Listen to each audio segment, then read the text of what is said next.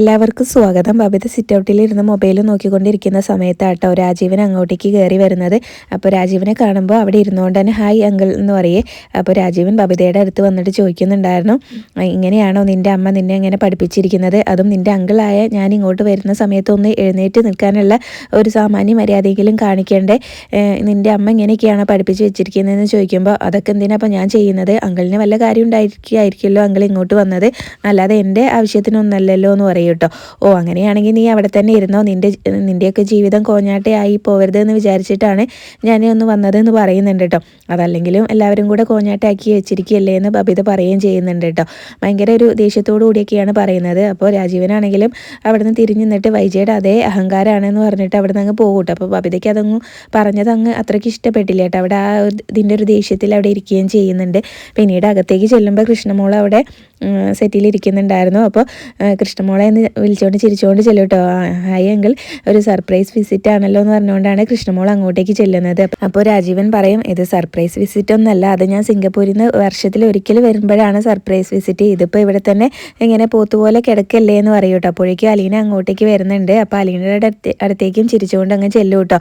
എന്താ അലീന എന്നെ കണ്ടിട്ടൊന്നും സംസാരിക്കാത്തത് എന്ന് ചോദിക്കുമ്പോൾ ഒന്നുമില്ല എന്ന് പറയും കേട്ടോ. അപ്പോൾ അലീനയോട് ഞങ്ങൾക്ക് പിണക്കൊന്നുമില്ല എന്ന് പറയുമ്പോൾ അലീന പറയുന്നുണ്ടായിരുന്നു താങ്ക്സ് അങ്കിൾ എന്ന് പറയും. എന്നിട്ട് പിന്നീട് കൃഷ്ണമോളോട് ചോദിക്കുന്നുണ്ട് അച്ഛനെ എവിടെയാണ്? അപ്പോൾ മുകളിലാണെന്ന് പറയുമ്പോൾ ഞാനൊന്ന് കണ്ട് സംസാരിച്ചിട്ട് വരാമെന്ന് പറഞ്ഞിട്ട് രാജീവൻ അങ്ങോട്ടേക്ക് ചെല്ലും കേട്ടോ.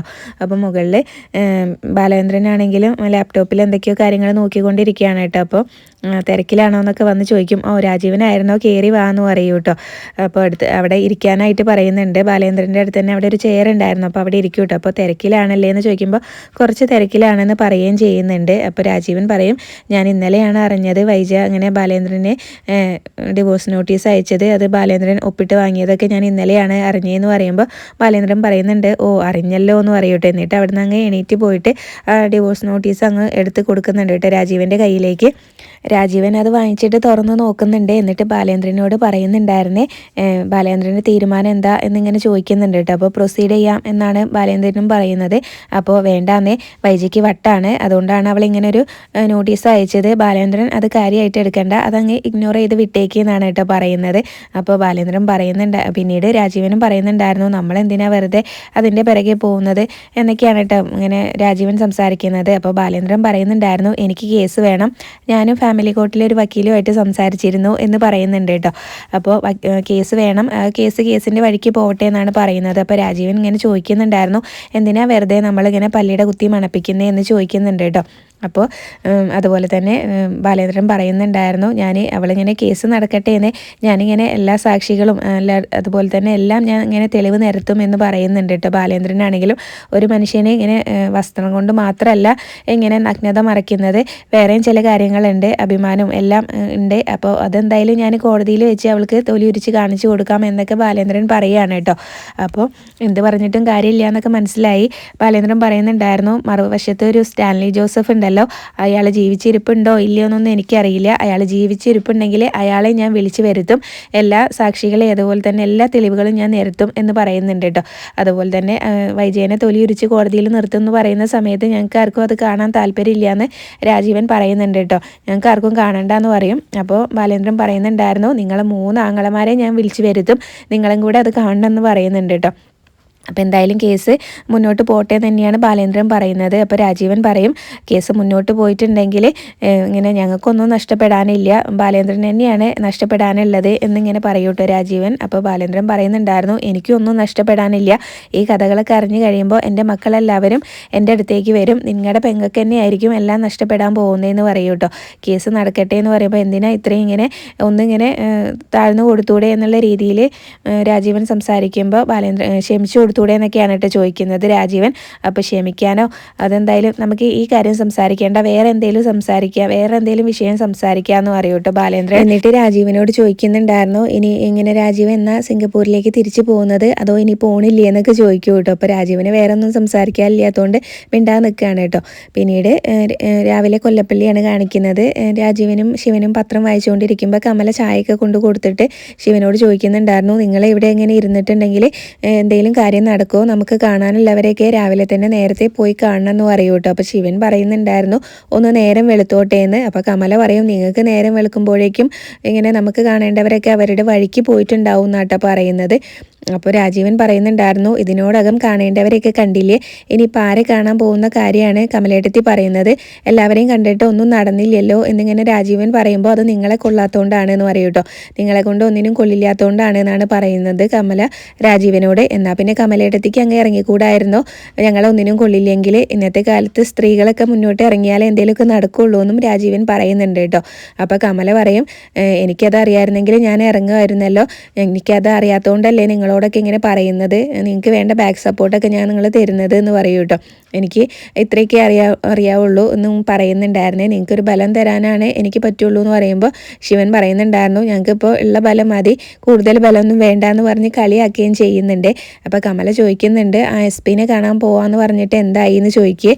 അപ്പോൾ ശിവൻ പറയുന്നുണ്ടായിരുന്നു SP പോലീസ് ഡിപ്പാർട്ട്മെൻറ്റാണ്, ജാമ്യം കിട്ടുന്നത് കോടതിയിൽ നിന്നാണെന്ന് പറയുന്നുണ്ട് കേട്ടോ. എന്തായാലും പിന്നീട് അത് കഴിഞ്ഞ് കമല പറയുകയാണ് അലീന ഇപ്പോൾ ആ കോളനിയിലേക്ക് 2-3 തവണയായിട്ട് പോയിട്ടുണ്ട്, അവൾ എങ്ങനെയെങ്കിലും രോഹിതിനെ രക്ഷിച്ചെടുക്കും, വെറുതെ ഒന്നല്ല അവൾ അങ്ങോട്ടേക്ക് പോകുന്നത് എന്ന് പറയുന്നുണ്ട് കേട്ടോ. അപ്പോഴും നമ്മുടെ മകൻ അവിടെ കിടക്കത്തേ ഉള്ളൂ എന്ന് പറയേ, എന്നാൽ പിന്നെ നിനക്കും അങ്ങ് പോയിക്കൂടായിരുന്നോ ആ കോളനിയിലേക്ക്, അവിടെ ചെന്നിട്ട് അവളുടെ കാലമൊന്ന് പിടിച്ചുകൂടായിരുന്നു എന്നൊക്കെ ചോദിക്കുമ്പോൾ കമല പറയുന്നുണ്ടായിരുന്നു എൻ്റെ മകൻ ഇങ്ങനെ പിഴപ്പിച്ച പെണ്ണിൻ്റെ കാല് ഞാൻ പോയി പിടിക്കാനോ, എൻ്റെ പട്ടി പോവും എന്നൊക്കെയാട്ടോ പറയുന്നത്. അപ്പോൾ നിൻ്റെ പട്ടി എവിടെ ഒന്ന് കാണാനായിരുന്നു എന്നൊക്കെ പറഞ്ഞ് ശിവൻ കളിയാക്കിക്കൊണ്ട് പറയുന്നുണ്ട്. അപ്പോഴേക്കും മനു അവിടെ വന്നിരിക്കുന്നുണ്ട് കേട്ടോ. മനു ഇങ്ങനെ ചോദിക്കുന്നുണ്ടായിരുന്നു അമ്മ രാവിലെ തന്നെ തുടങ്ങിയോ, അമ്മയ്ക്ക് കുറച്ച് വോളിയം കുറച്ച് വെച്ചുകൂടെ, മുകളിലേക്ക് നല്ല കേൾക്കാമെന്ന് പറയുന്നുണ്ട് കേട്ടോ. അപ്പോൾ നീ ഇതിൽ അങ്ങനെ അഭിപ്രായമൊന്നും പറയണ്ട, നിന്നെ കൊണ്ട് ഒന്നിനും കൊള്ളില്ല എന്നാണ് കേട്ടോ പറയുന്നത് കമല അത് പറയുമ്പോൾ മനു ഇങ്ങനെ പറയുന്നുണ്ടായിരുന്നു കമലേനോട് അമ്മയുടെ അടുത്ത് നിന്ന് തന്നെ ഇങ്ങനെ ഒരു സ്റ്റേറ്റ്മെൻറ്റ് കിട്ടിയത് നന്നായി, അങ്ങനെ എല്ലാം അറിയാവുന്നവൻ ഒപ്പിച്ച പണിയെല്ലാം ഇപ്പോൾ കണ്ടല്ലോ എന്നും പറയുന്നുണ്ട് കേട്ടോ. അത്രയൊന്നും എന്നെക്കൊണ്ട് പറ്റില്ല എന്തായാലും എന്നിങ്ങനെ മനു പറയുകയും ചെയ്യുന്നുണ്ട്. അത് കഴിഞ്ഞ് പിന്നീട് അതുപോലെ തന്നെ കമലയാണെങ്കിലും ഇങ്ങനെ പറയുന്നുണ്ടായിരുന്നു അലീനെ എങ്ങനെയെങ്കിലും രോഹിതിനെ രക്ഷിച്ചെടുക്കും, അപ്പോഴും നമ്മുടെ മകൻ അവിടെ കിടക്കുകയുള്ളൂ എന്ന് പറയുന്നുണ്ട് കേട്ടോ. അപ്പോൾ എന്നിട്ട് ഇങ്ങനെ കാര്യം കാണാൻ ആരുടെ കാലം പിടിക്കണമല്ലോ, അപ്പോൾ നിങ്ങൾക്കൊന്ന് അലീനയോട് പറഞ്ഞു നോക്കിക്കൂടായിരുന്നോ എന്നൊക്കെ ചോദിക്കുന്നുണ്ട് രാജീവനോടും ശിവനോടൊക്കെ കേട്ടോ. അവൾ എങ്ങനെയെങ്കിലും ഇങ്ങനെ രോഹിതിനെ രക്ഷിച്ചെടുക്കുന്ന സമയത്ത് ഹരീനെയും കൂടെ ഒന്ന് ഇതാക്കാൻ പറഞ്ഞുകൂടായിരുന്നോ, ഒന്ന് അവളോട് സംസാരിച്ച് നോക്കിക്കൂടായിരുന്നോ എന്നൊക്കെ ഇങ്ങനെ ചോദിക്കുന്നുണ്ടായിരുന്നേ. അപ്പോൾ അമ്മയ്ക്ക് തന്നെയാണത് ഏറ്റവും നല്ലത്, വൈജാൻറ്റി കഴിഞ്ഞാൽ പിന്നെ കൂടുതൽ അവളെ ദ്രോഹിച്ചിട്ടുള്ളത് അമ്മയാണല്ലോ, അമ്മ ചെന്ന് അവളുടെ കാല് പിടിക്ക്, അവളിങ്ങനെ വരം തരും എന്നൊക്കെ പറഞ്ഞ് കളിയാക്കുന്നുണ്ട് കേട്ടോ. അപ്പോൾ കാര്യം കാണാൻ ആരുടെയും കാല് പിടിക്കണം എന്നാണല്ലോ ആദ്യം കമല പറഞ്ഞത്, അതുകൊണ്ട് തന്നെയാണ് മനു അങ്ങനെ ഒരു സംസാരം കമലേനോട് സംസാരിച്ചതും. അപ്പോൾ എന്തായാലും പിന്നീട് രാജീവനും പറയുന്നുണ്ടായിരുന്നു അലീന ഇങ്ങനെ കോളനിയിൽ പോയിട്ട് അവൾക്ക് ഇങ്ങനെ എല്ലാവരെയും മയക്കിയെടുക്കാൻ പറ്റുമല്ലോ, മയക്കുന്ന സംസാരമൊക്കെ സംസാരിക്കാനൊക്കെ പറ്റുമല്ലോ എന്നൊക്കെയാണ് കേട്ടോ പറയുന്നത്. അങ്ങനെ രോഹിതിനെ രക്ഷിച്ചെടുക്കുന്ന പറയുന്നത്. അപ്പോൾ അതുപോലെ ശിവൻ ചോദിക്കുന്നുണ്ടായിരുന്നു എന്നാൽ പിന്നെ നിനക്കും അങ്ങ് കോളനിയിലേക്ക് പോയിക്കൂടായിരുന്നോ, അലീന ചെയ്ത പോലെയൊക്കെ അങ്ങ് ചെയ്തുകൂടായിരുന്നോ എന്ന് ചോദിക്കുന്നുണ്ട് കേട്ടോ. അപ്പോൾ അതൊന്നും കമലയ്ക്ക് പറ്റുമില്ല. എന്നിട്ട് പറയുന്നുണ്ടായിരുന്നു നീയാണ് നിൻ്റെ മകനെ വളർത്തി ഇങ്ങനെ വഷളാക്കി വെച്ചത്, എന്നിട്ട് പിന്നെ ബാക്കിയുള്ളവർ വേണം അവന് വേണ്ടി നെട്ടോട്ട് ഓടാൻ എന്നൊക്കെ ശിവനും പറയുന്നുണ്ടായിരുന്നേ. അപ്പോൾ ശിവൻ അത് പറഞ്ഞത് രാജീവൻ അങ്ങ് ഇഷ്ടപ്പെട്ടു കേട്ടോ. അപ്പോൾ രാജീവനാണെങ്കിൽ ഇങ്ങനെ ചിരിക്കുകയൊക്കെ ചെയ്യുന്നുണ്ട്. പിന്നീട് അലീനയോട് പറഞ്ഞു നോക്കാൻ പറയുന്ന സമയത്ത് മനു പറയുന്നുണ്ടായിരുന്നു അലീന ഹരിക്ക് വേണ്ടിയിട്ട് ഒന്നും സംസാരിക്കില്ല, കാരണം ഇങ്ങനെ അലീനയ്ക്ക് നന്നായിട്ട് അറിയാം ഹരിയുടെ സ്വഭാവം, ഹരിയാണ് രോഹിതിനെയും കൂടെ ഇങ്ങനെ ചീത്തയാക്കിയതെന്ന് അവൾക്ക് നന്നായിട്ട് അറിയാമെന്ന് പറയുമ്പോൾ കമല അവിടുന്ന് ദേഷ്യപ്പെട്ടുകൊണ്ട് പോകും കേട്ടോ. മകൻ ജയിലിൽ ഇങ്ങനെ കിടന്ന് നരകിക്കുന്നത് കാണുമ്പോൾ നിങ്ങൾ തന്നെ പിന്നീട് പറയും കമല പറഞ്ഞതായിരുന്നു ശരി എന്നുള്ളത് എന്നിങ്ങനെ പറഞ്ഞ് ദേഷ്യപ്പെട്ട് അവിടുന്ന് എണീറ്റ് പോവുക. പിന്നീട് രാജീവനും മനുവിനോട് പറയുന്നുണ്ട് നിനക്കൊന്ന് അലീനയോട് സംസാരിച്ച് നോക്കിക്കൂടായിരുന്നോ എന്ന്. അപ്പോൾ അത് കൊച്ചച്ഛനും അച്ഛനും കൂടെ അങ്ങ് സംസാരിക്കുന്നതായിരിക്കും നല്ലത് എന്ന് പറഞ്ഞിട്ട് മനു അവിടുന്ന് എണീറ്റ് പോകും കേട്ടോ. അപ്പോൾ രാജീവൻ പറയുന്നുണ്ടായിരുന്നു എല്ലാവർക്കും കാര്യം നടക്കണം, പക്ഷേ ഒരു സ്റ്റെപ്പ് താഴേക്ക് ഇറങ്ങാൻ ആർക്കും പറ്റില്ല എന്നിങ്ങനെ ശിവനോട് പറയുകയും ചെയ്യാണ് കേട്ടോ. പിന്നീട് അത് കഴിഞ്ഞ് അലീനേനെ രേവതിക്കുട്ടി വിളിക്കുന്നുണ്ടായിരുന്നേ. അലീന അങ്ങനെ പാത്രം കഴുകുമെന്തോ ആയിരുന്നു. അപ്പോൾ രേവതിക്കുട്ടി വിളിക്കുന്ന സമയത്ത് ആദ്യം ചോദിക്കുന്നത് ചേച്ചി ബിസി ആണോ എന്നാണ് കേട്ടോ. അപ്പോൾ ഞാൻ പാത്രം കഴുകുകയായിരുന്നു എന്ന് പറയും. എന്നാൽ പിന്നെ ചേച്ചി അത് കഴുകി കഴിഞ്ഞിട്ട് വിളിക്കാമെന്ന് പറയും. അപ്പോൾ വേണ്ട മോളെ നീ പറഞ്ഞോ, ഞാൻ കൈയൊക്കെ തുടച്ചു എന്ന് പറയും കേട്ടോ. എന്നിട്ട് പിന്നീട് വിശേഷങ്ങളൊക്കെ ചോദിക്കുന്നുണ്ട്. നിനക്ക് എന്താ പറയാനുള്ളത് ചോദിക്കുമ്പോൾ എനിക്കൊന്നും പറയാനില്ല, ചേച്ചി പറയുന്നത് കേൾക്കാനാണ് ഞാൻ വിളിച്ചതെന്ന് പറയേ. എന്നിട്ട് പിന്നെ സബ് ജയിലിൽ രോഹിത്തിനെ കാണാൻ പോയ കാര്യമൊക്കെ പറയുന്നുണ്ട്. അപ്പോൾ രോഹിത്തിനെ കണ്ടപ്പോൾ ചേച്ചിക്ക് ഇങ്ങനെ അലിവ് തോന്നിയോ എന്നൊക്കെ ചോദിക്കുന്നുണ്ട്. അലിവ് തോന്നിയതല്ല, എനിക്ക് എന്തോ ഒരു സങ്കടമായി എന്ന് പറയുന്നുണ്ട് കേട്ടോ. അവൻ ആകെ ക്ഷീണിച്ച് പോയി എന്നൊക്കെ പറയുന്നുണ്ട്. അതുപോലെ തന്നെ അച്ഛനും അവനെ കണ്ടപ്പോൾ ആകെ സങ്കടമായി എന്നൊക്കെ പറയും. അപ്പോൾ അച്ഛൻ ഇങ്ങനെ ജാമ്യം എടുക്കാൻ നോക്കുന്നില്ല എന്നൊക്കെ രേവതിക്കുട്ടി ചോദിക്കുന്നുണ്ട്. അപ്പോൾ അതൊക്കെ ഉണ്ട് എന്ന് പറയും കേട്ടോ. പക്ഷേ ജാമ്യം കിട്ടാൻ വഴിയൊന്നുമില്ല, എങ്ങനെയായാലും ഒരു 10 വർഷമെങ്കിലും ജയിലിൽ കിടക്കേണ്ടി വരും. പിന്നീട് രോഹിത്തിൻ്റെ ജീവിതം പോയില്ലേ, പഠനം പോയി, അതുപോലെ തന്നെ ഇനിയിപ്പോൾ നല്ല ജോലി കിട്ടില്ല, ഒരു കല്യാണാലോചന കിട്ടില്ല എന്നൊക്കെ ഇങ്ങനെ പറയുന്നുണ്ട് കേട്ടോ. അപ്പോൾ എന്തായാലും അല്ലെങ്കിൽ പിന്നെ വേറെ നാട്ടിലേക്ക് ഇങ്ങനെ മാറി താമസിക്കേണ്ടി വരും അല്ലേ എന്നൊക്കെ ഇങ്ങനെ രേവതിക്കുട്ടി ചോദിക്കുകയാണ് കേട്ടോ. അപ്പോൾ അലീന പറയും മാറി താമസിച്ചാലും ആൾ മാറുന്നില്ലല്ലോ എന്ന്. അപ്പോൾ അലീന ചേച്ചി എൻ്റെ കയ്യിൽ കിട്ടിയാൽ എന്തായാലും ഇങ്ങനെ ആളെ നന്നാക്കി എടുക്കാൻ പറ്റില്ലേ എന്നൊക്കെ ചോദിക്കുമ്പോൾ അതിനിപ്പോൾ ഇങ്ങനെ 10 വർഷമൊക്കെ കഴിയണ്ടേ, 10 വർഷം എന്തായാലും ജയിലിൽ കിടക്കേണ്ടി വരും, അപ്പോൾ ഞാൻ എവിടെയായിരിക്കും എന്നൊക്കെയാണ് കേട്ടോ അലീന ഇങ്ങനെ ചോദിക്കുന്നത്. അത് ശരിയാണല്ലോ, അപ്പോൾ ചേച്ചി ഇങ്ങനെ കല്യാണമൊക്കെ കഴിഞ്ഞ് 3 കുട്ടികളുമായിട്ട് എറണാകുളത്ത് ഏതെങ്കിലും ഫ്ലാറ്റിലായിരിക്കും എന്ന് പറയുമ്പോൾ എന്തൊക്കെയാണ് നീ പറയുന്നത്, 3 കുട്ടികളോ അതും എറണാകുളത്ത് ഫ്ലാറ്റിലോ എന്നൊക്കെ ഇങ്ങനെ ചോദിക്കുന്നുണ്ട് കേട്ടോ. അലീന ഒന്ന് പോയേ അവിടെ നിന്ന് പറയും. ഇനിയിപ്പോൾ ഞാൻ കുറച്ച് തിരക്കിലാണ്. പിന്നീട് രേവതിക്കുട്ടീനോട് ചോദിക്കുന്നുണ്ട് കേട്ടോ, അങ്കിളും ആൻറ്റിയൊക്കെ എന്തെടുക്കുവാണ്, അവരോട് വിശേഷം പറയണേന്നൊക്കെ പറയുന്നുണ്ട്. അതുപോലെ തന്നെ രേവതിക്കുട്ടീനോടും ചോദിക്കുന്നുണ്ടായിരുന്നു, പഠിക്കുന്ന കാര്യം കോളേജിൽ പോകുന്ന കാര്യമൊക്കെ ചോദിക്കുന്നുണ്ട് കേട്ടോ. അപ്പോൾ അതൊക്കെ ഓക്കെയാണെന്ന് രേവതിക്കുട്ടി പറയുകയും ചെയ്യാണ്. അത് കഴിഞ്ഞിട്ടാണ് കേട്ടോ അലീന പറയുന്നത് കുറച്ച് ജോലിയും കൂടി ബാക്കിയുണ്ട് അടുക്കളയിൽ, പിന്നെ വിളിക്കാമെന്ന് പറയുന്നത്. അപ്പോൾ രേവതിക്കുട്ടി പറയും എനിക്ക് എന്തൊക്കെയോ ചേച്ചിനോട് ചോദിക്കാനും പറയാനൊക്കെ ഉണ്ടായിരുന്നു, ഒക്കെ മറന്നുപോയി എന്ന് പറയും കേട്ടോ. അപ്പോൾ ഓർമ്മ കിട്ടുമ്പോൾ വിളിച്ചാൽ മതി എന്ന് പറഞ്ഞിട്ട് വെക്കുകയാണെന്ന് പറഞ്ഞിട്ട് അലീന ഫോൺ വയ്ക്കുന്നുണ്ട് കേട്ടോ.